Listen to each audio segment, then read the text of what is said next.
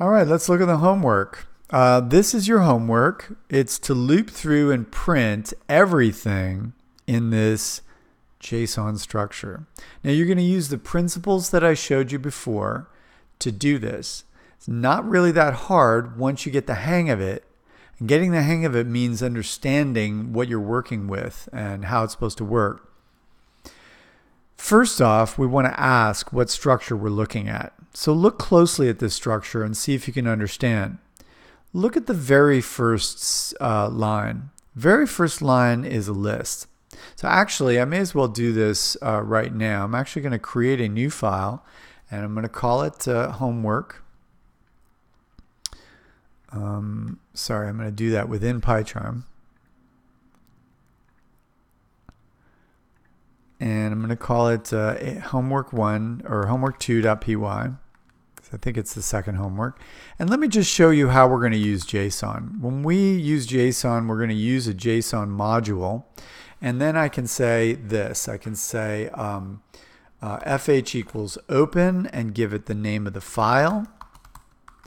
And then I should be able to load the object into JSON by saying json.load fh. Now if I print obj, it's very interesting because when I print obj, I'm going to see quite a lot of output. And it's really not that easy to read, although it is showing us everything in one big structure. So I'm going to employ another module that can help us with multidimensionals. It's called pprint. Pprint stands for pretty print, and what it does for us is print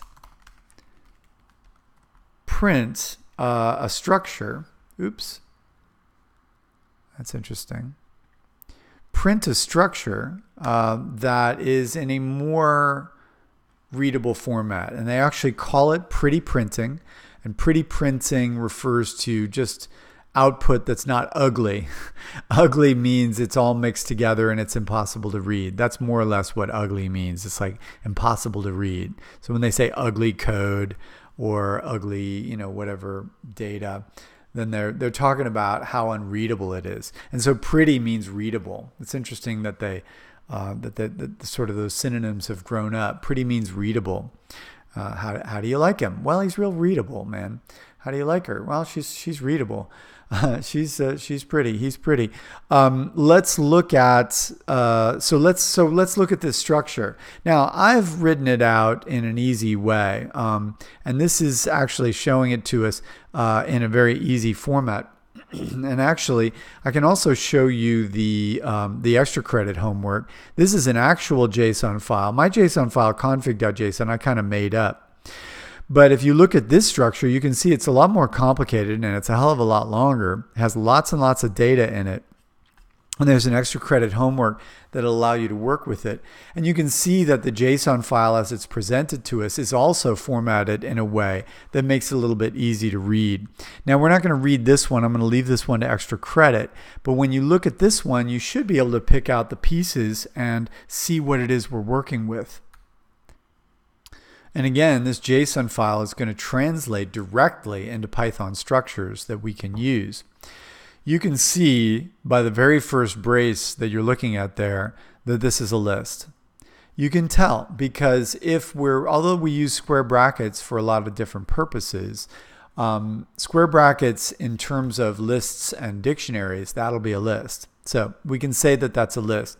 Now when you look closely at this file, you might want to ask, what's the first item in the list? Now there are ways we can suss this out by reading it in from the JSON structure and let's say printing the first item. If you print the first item, you're going to see all of this, and you can even pick it out in this formatted file by looking at the indents. The first item in that list is a dictionary. Inside that dictionary, we have keys. We looked at this briefly earlier. 1 key, 2 key, 3 keys. Each one of these keys is associated with another object. The first key is associated with a string. The second key is associated with a dictionary. And the third key is associated with a list. So your job for the homework is to loop through and print all the pieces of information in a format that is readable.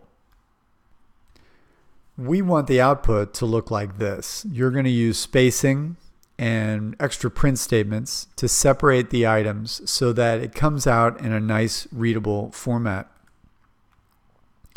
All you need to do is remember that some of the ways that we access inner data is through subscripts, and some of the ways that we access inner data is through looping. I do want to make something really, really clear though, and you should take special note of this as you're watching this video. Take special note. If we have a dictionary, we know the keys. Let me put that in a slightly more emphatic tone. If we have a dict, we know the keys. So what that means is that we know of the keys domain, database, host, and port. So in order to present your data in this nice format, you're going to need to loop through this outer list. And that is the beginning of it. You're going to loop through the outer list. And what you want to do is ask yourself, as you're doing the first thing, what structure do I have in front of me and what can I do with it? The answer, of course, when you're looping through a list is that as you loop through the list, you're going to get a dictionary. That dictionary is going to have key value pairs that you're going to want to print in different formats. Fine. But here's what I don't want you to do. Even though you could, we know the keys, host, and port, so you don't need to loop through this dictionary. So we don't need to know this dictionary. We don't need to, loop through this dictionary. We know host and port. So if I was looping through this list and I had this dictionary, how could I print the host? I don't have to loop through database. I can just say inner dictionary, whatever that name is, subscript database, subscript host. Inner dictionary, subscript database, subscript port.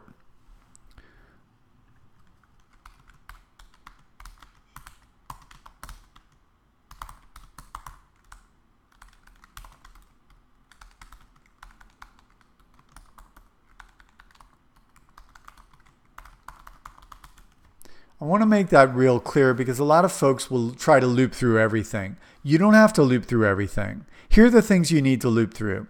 You have to loop through the outer list because we basically just don't know how many of these we have. Obviously there are 3, but you must loop through the outer list. Let's say this as well. You must loop through the outer list.